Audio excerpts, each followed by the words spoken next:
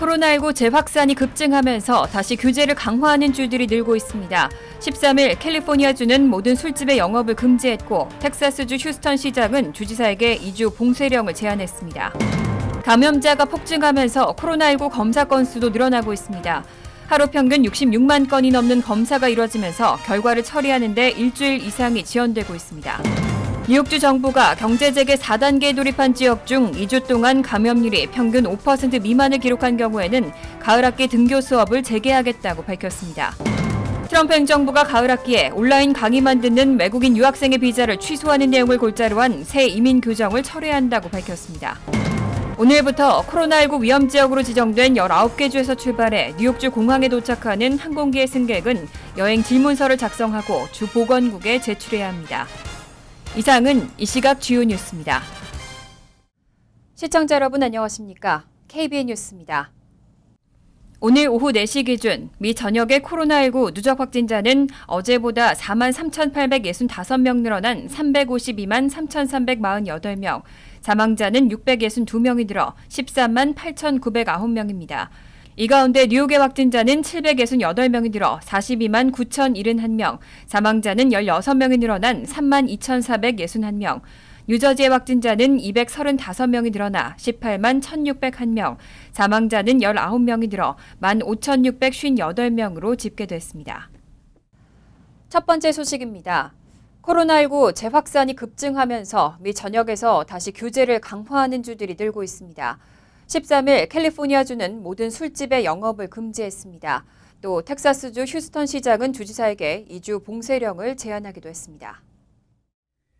AFP 통신은 어제 하루 미국에서 59,222명의 신규 코로나19 환자가 나왔다고 존스홉킨스 대학 통계를 인용해 보도했습니다. 캘리포니아주는 주 저녁 모든 술집에 문을 닫고 식당 내 식사를 중단하도록 명령했습니다. 게빈 뉴섬 캘리포니아 주지사는 또 실내 포도주 양조장과 영화관, 동물원과 박물관, 실내 놀이동산 등의 영업을 중단하도록 했습니다. 영업이 허용된 사업체도 매장 야외에서만 서비스를 제공해야 합니다. 또 주 감시 목록에 올라와 있는 30개 카운티에서는 피트니스 센터와 종교시설, 비필수 사업장, 이발소와 미장원, 실내 쇼핑몰 등도 문을 닫아야 합니다. 뉴멕시코주도 환자 증가에 따라 이날 식당과 맥주 양조장의 실내 영업을 중단시켰습니다. 웨스트 버지니아주 역시 10일간 모넌게일리아 카운티의 술집들을 모두 닫도록 했습니다. 이날 5,655명의 신규 환자가 추가된 텍사스주의 휴스턴 시장 실베스터 터너는 주지사에게 2주간의 봉쇄령을 제안했다고 밝혔습니다. 한편 캘리포니아주의 양대 학군인 로스앤젤레스와 샌디에이고는 다음 달 중순 시작하는 가을학기에 100% 온라인 수업을 하기로 결정했습니다. 이렇게 또다시 감염자가 폭증하면서 코로나19 검사 건수도 늘어나고 있습니다. 하루 평균 66만 건이 넘는 검사가 이뤄지면서 결과를 처리하는 데 일주일 이상이 지연되고 있습니다. 미국 최대 코로나19 검사 회사 중 하나인 퀘스트 다이어그노스틱스는 어제 성명을 통해 검사 처리 능력이 증대됐음에도 불구하고 감염자가 급증하면서 검사 결과를 처리하는 시간이 평균 일주일 이상 걸리고 있다고 밝혔습니다. 이곳은 하루 최대 12만 5천 명을 검사할 수 있지만 감염 사례가 급증하면서 검사 수요는 더 빠르게 늘고 있습니다. 퀘스트는 결과적으로 검사 결과를 처리하는 데 드는 시간은 1순위의 경우 하루 이상 지연되고 평균적으로는 일주일 이상 소요되고 있다고 설명했습니다. 퀘스트는 이것이 단순히 우리만의 문제가 아니라며 사례가 급증하는 것은 실험실 산업 전반에 영향을 미친다고 지적했습니다. 또 다른 검사업체인 레버러토리 코퍼레이션 오브 홀딩스도 최근까지는 시료 채취일로부터 평균 하루 이틀 사이에 검사 결과를 환자에게 전달할 수 있었지만 지금은 4일에서 6일이 걸린다고 밝혔습니다. 미국의 코비드 추적 프로젝트가 수집한 자료에 따르면 이달 1일부터 12일까지 미국에선 하루 평균 66만 5천 명이 넘는 검사가 이뤄졌고 4월 하루 평균의 약 4배에 달하는 것으로 나타났습니다. 코로나19로 폐쇄됐던 뉴욕주 공립학교의 정상화 관련해서 그동안 논의가 이뤄져 왔는데요. 뉴욕주 정부는 경제재개 4단계에 돌입한 지역 중 2주 동안 감염률이 평균 5% 미만을 기록한 경우에는 등교 수업을 재개하겠다고 밝혔습니다. 다만 일주일 동안 감염률이 9%를 초과하면 다시 폐쇄 조치됩니다. 13일 앤드류 쿠오모 주지사는 코로나19 브리핑에서 경제재개 4단계에 돌입한 지역 중 14일 동안 감염률이 평균 5% 미만을 기록할 경우 학교 문을 열 수 있다고 밝혔습니다. 하지만 7일 동안 감염률이 평균 9%를 초과하면 다시 폐쇄 조치해야 합니다. 주지사는 오는 8월 1일부터 7일까지의 지역별 감염률 현황을 보고 개교 여부를 결정할 것이라고 덧붙였습니다. 한편 세부 예방수칙은 주 전체에 일률적으로 적용하지 않는 대신 주 교육국의 가이드라인에 따라 학군별로 이달 말까지 개학 계획을 제출하고 승인받도록 했습니다. 13일 주 교육국이 발표한 28페이지 분량의 가을 학기 개학 가이드라인에는 각 학군이 체온 검사와 사회적 거리 유지, 마스크 의무화, 철저한 방역 등을 담은 공공보건 및 안전 계획은 물론 대면 온라인 수업을 위한 일정 계획과 교통수단 제공 계획 등을 가이드라인에 따라 개발하도록 명시하고 있습니다. 세부 사항을 담은 가이드라인은 각 학군에 15일까지 전달될 예정입니다. 한편 뉴저지주의 경우는 온라인 원격 교육 시스템과 대면 수업을 위한 예방 소칙이 제대로 갖춰지지 않을 경우 9월 개교가 연기될 수도 있을 전망입니다. 필 머피 뉴저지 주지사는 지난 10일 코로나19 소치가 위험한 조짐을 보일 경우 아이들을 희생하진 않을 것이라고 강조했습니다. 트럼프 대통령이 등교를 재개하는 학교에 재정 지원을 약속했는데도 각 학교들은 시큰둥한 반응을 보이고 있습니다. 교육부 장관도 가을 학기 등교 수업을 공언했지만 국회에서는 즉각 반발했습니다. 바이러스가 통제 불능인 상태에서 등교 재개를 강행할 수는 없다는 입장입니다. 트럼프 대통령은 코로나19 충격에서 경기를 되살리기 위해 등교를 강행하려 하지만 각 학교는 이를 거부한 채 여전히 등교보다 온라인 수업에 무게를 두고 있습니다. 표면적으로는 코로나19 확산 우려가 가라앉지 않았다는 게 이유로 꼽히지만 알고 보면 트럼프 대통령에게는 등교 재개를 관철할 권한이 거의 없다는 게 진짜 속사정입니다. 미국에서는 대부분의 교육 예산을 주와 시, 카운티 등 지역 당국에서 관할하고 있다는 점에서 연방정부로서는 대통령의 재정 지원 약속을 현실화할 카드가 사실상 없는 상태입니다. 그간 공화당이 수십 년에 걸쳐 학교와 관련한 결정은 지역 및 주 단위로 이뤄져야 한다는 입장을 고수해온 것도 이제 와서는 교육부의 발목을 잡고 있습니다. 베시 디보스 교육부 장관은 가을 학기부터 등교를 시작하겠다고 공언하며 트럼프 대통령과 보조를 마쳤지만 국회에서는 즉각 반발했습니다. 교육 예산을 총괄하는 하원 세출위원회 소속 로사 드로로 의원은 일부 주에서는 바이러스가 아직 통제 불가한 상태인데 여기에서는 교육부 장관의 말만 믿고 등교 재개를 할 수는 없다고 선을 그었습니다. 주요 대도시들도 가을 학기를 온라인으로 진행하겠다는 방침을 속속 밝히고 있습니다. 트럼프 행정부가 가을 학기에 온라인 강의만 듣는 외국인 유학생의 비자를 취소하는 내용을 골자로 한 새 이민 규정을 철회해야 한다고 밝혔습니다. 하버드대와 MIT를 비롯해 수십 개의 대학들이 정부를 상대로 잇따라 소송을 제기하면서 정부도 결국 입장을 바꿨습니다. AP통신에 따르면 국토안보부 산하 이민세관 단속국은 하버드와 MIT 대학 등이 제기한 관련 재판을 앞두고 방침 철회를 발표했습니다. 보스턴 매사추세츠 연방지방법원은 이 사건에 대한 첫 심리를 오늘 오후 열 계획이었습니다. 앞서 월스트리트저널은 유학생 입국 제한 규정에 대한 역풍이 거세게 불자 백악관과 미 국토안보부가 온라인 수강 유학생들에게는 비자를 발급하지 않기로 한 방침을 변경하는 방안을 검토 중이라고 보도했습니다. 당초 이민세관 단속국은 지난 6일 관련 지침을 개정해 모든 강의를 온라인 수업만 실시하는 학교에 다니는 학생들은 미국에 머물 수 없고 F1 및 M1 신규 비자도 받을 수 없다고 발표한 바 있습니다. 한편 시카고 트리뷴은 일리노이주 시카고에 소재한 사립 드폴 대학에서 온라인 수업을 듣는 한국인 유학생이 지난주 한국에서 도착해 샌프란시스코 공항으로 입국하려다가 거부당했다고 보도했습니다. 한국인 학생은 이민세관 단속국의 새 규정에 맞는 자격 요건을 갖추지 못했다는 이유로 입국 심사대를 통과하지 못했습니다. 뉴욕주는 엘라베마와 플로리다 등 19개 주를 코로나19 위험 지역으로 지정하고 있습니다.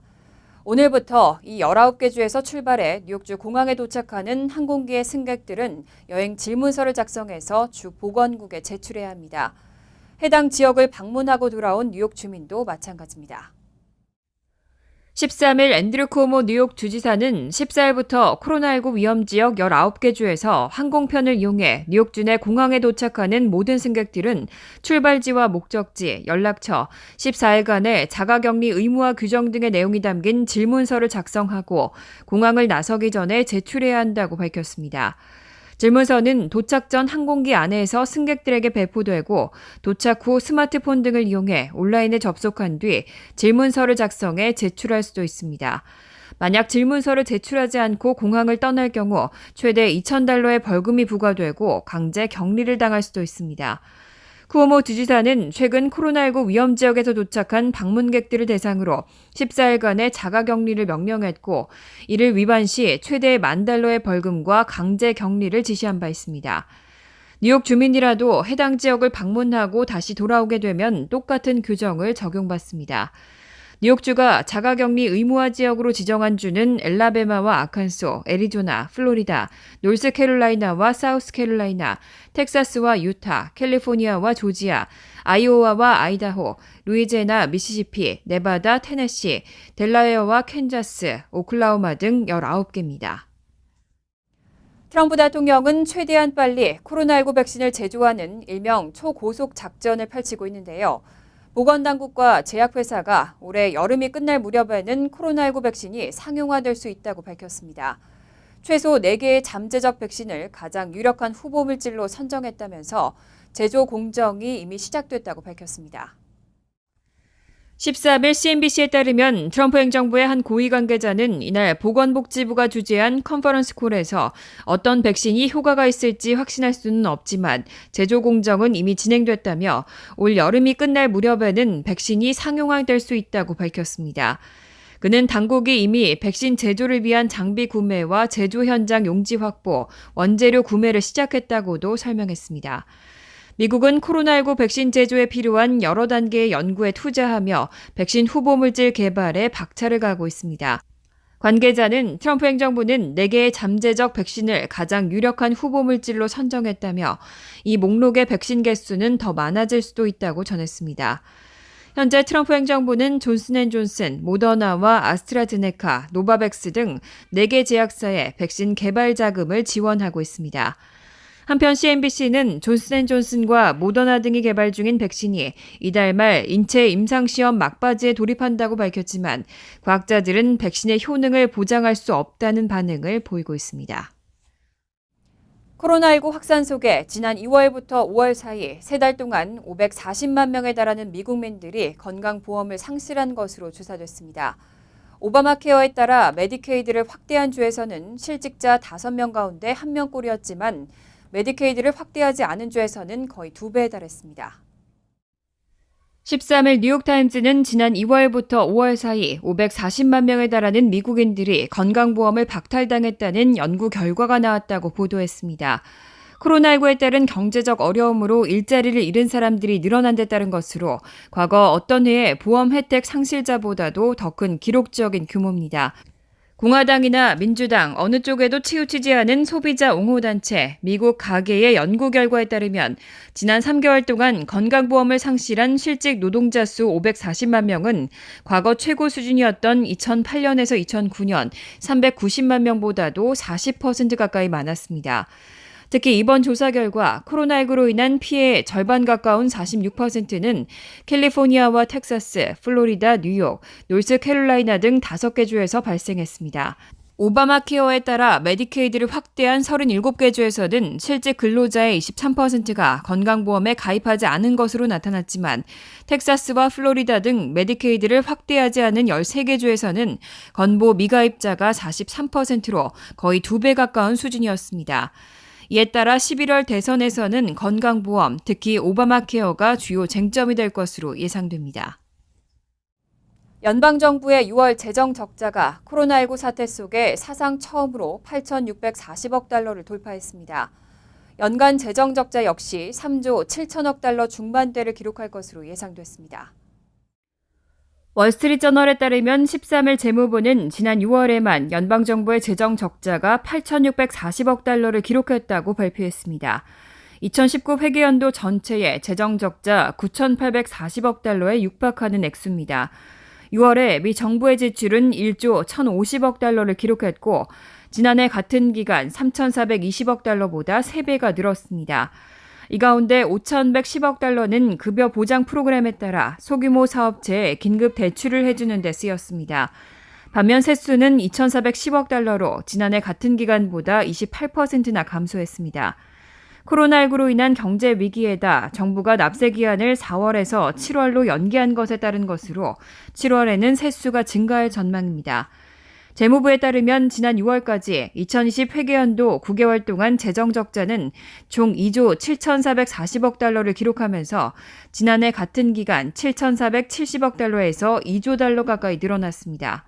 의회 예산국은 오는 9월 30일에 끝나는 회계연도의 연방 재정 적자는 총 3조 7천억 달러에 이를 것으로 전망했습니다.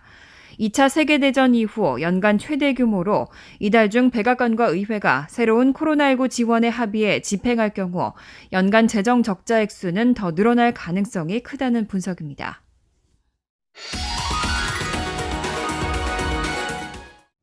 이어서 LA 지역 한인사회 소식입니다. LA와 오렌지 카운티가 가을 학기 개학 문제를 두고 정반대 의견을 주장하고 있습니다. LA 통합교육부는 새학기에도 100% 온라인 수업을 진행한다고 밝혔지만 오렌지 카운티 학교 이사회는 대면 수업 재개를 강행하면서 마스크 착용과 사회적 거리 두기 지침도 반대하고 있습니다. 김재은 기자가 보도합니다.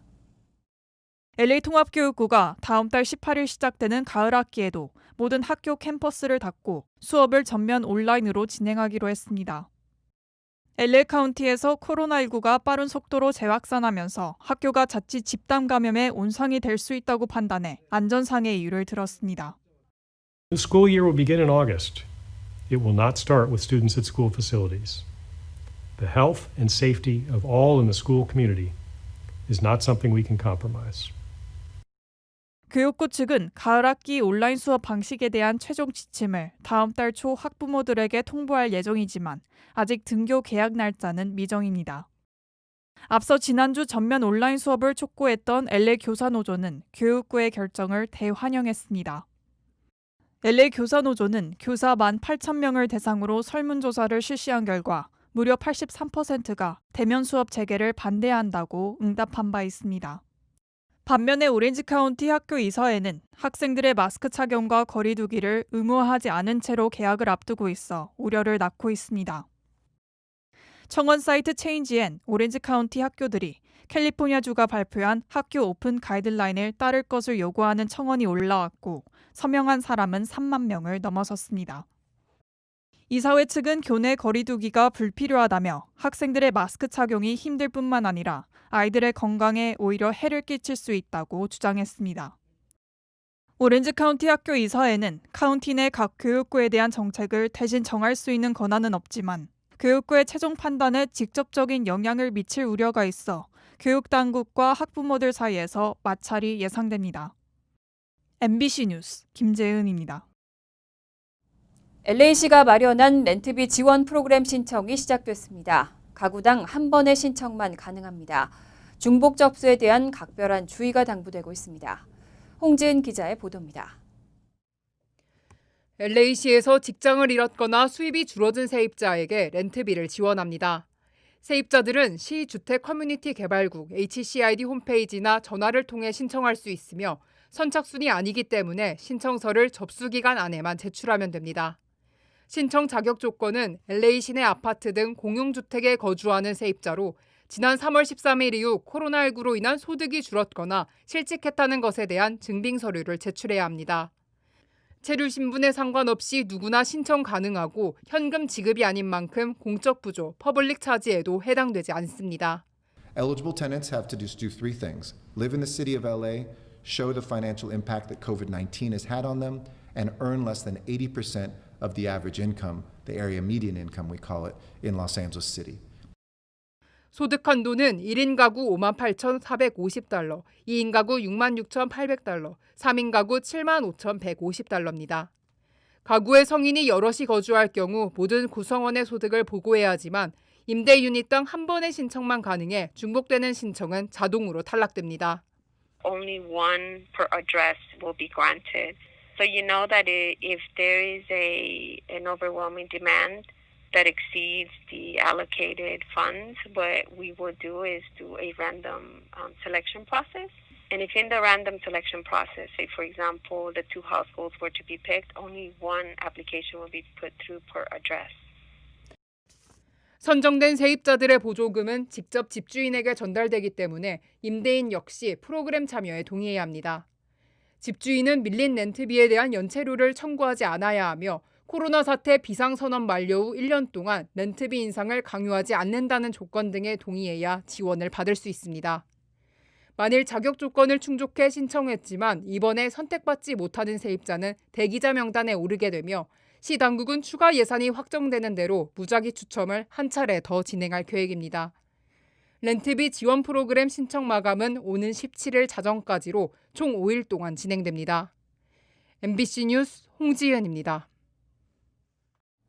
간추린 소식입니다. 미국 3대 마라톤 대회 가운데 유일하게 개최 가능성을 남겨두었던 시카고 마라톤 대회가 코로나19 재확산 우려로 인해 결국 무산됐습니다. 시카고 마라톤 조직위원회는 13일 오는 10월 11일 열릴 예정이었던 제43회 대회 일정을 취소한다고 발표했습니다. 조직위는 대회 참가자들과 스텝, 자원봉사자, 관중 모두의 안전을 위한 결정이라면서 대회에 등록을 마친 이들은 접수비를 전액 환불받거나 2021-2023년 대회로 이월할 수 있다고 전했습니다.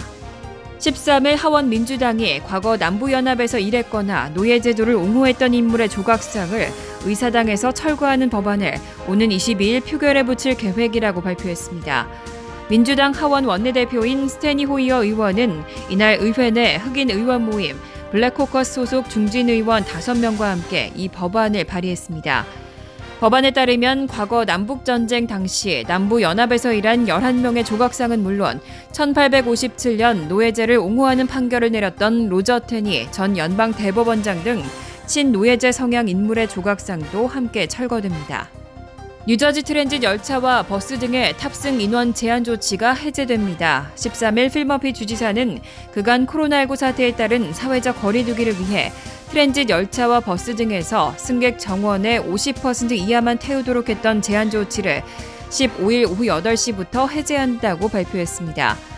인원 제한 조치는 해제되지만 여전히 모든 승객과 직원은 마스크를 착용해야 하고 터미널에서도 의무적으로 마스크를 착용해야 합니다.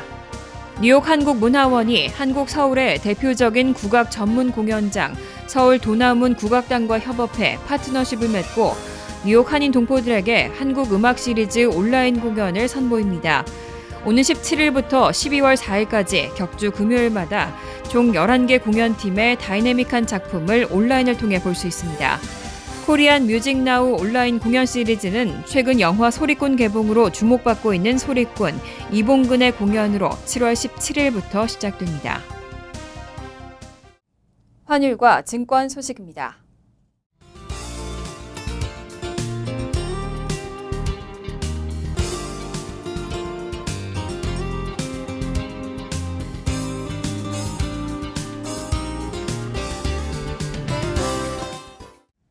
이어서 날씨입니다. 수요일은 곳에 따라 구름이 많겠습니다. 낮 최고 기온은 81도, 섭씨 27도, 밤 최저 기온은 69도, 섭씨 21도로 예상됩니다. 목요일도 곳에 따라 구름이 많겠습니다. 금요일은 오후부터 천둥 번개나 소나기가 내릴 것으로 예상됩니다. 이상으로 KBN 뉴스를 마칩니다. KBN과 함께 즐거운 저녁 되시기 바랍니다.